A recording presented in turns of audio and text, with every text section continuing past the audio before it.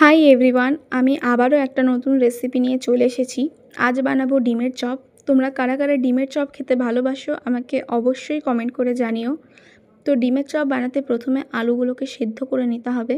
তারপর ওর মধ্যে পেঁয়াজ, ধনেপাতা, আদা, লঙ্কা কুচি, হলুদ গুঁড়ো, লঙ্কার গুঁড়ো, ধনে গুঁড়ো, জিরের গুঁড়ো এবং স্বাদ মতো নুন দিয়ে ভালো করে মিশিয়ে নেব।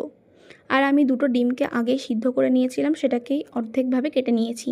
তোমরা চাইলে গোটা ডিমেরও করতে পারো। এইভাবেই ডিমটাকে আলুর মধ্যে ভরে নেব। একটু আস্তে আস্তে করার চেষ্টা করবেন। তারপর একটা পাত্রে 4 চামচ বেসন, স্বাদমতো নুন আর রঙের জন্য একটু হলুদ আর জল দিয়ে মিশিয়ে নেব। এটাকে বেসনের মধ্যে ডুবিয়ে তেলের মধ্যে দিয়ে দিতে হবে। আমি সর্ষের তেলেই করছি। আমার মনে হয় চপ সর্ষের তেলেই বেশি ভালো হয়, তাই আপনারাও সর্ষের তেলে করার চেষ্টা করবেন। তারপর ভাজা হয়ে গেলেই রেডি ডিমের চপ। কেমন হয়েছে অবশ্যই কমেন্ট করে জানাবেন। ভালো লাগলে লাইক করে দেবেন।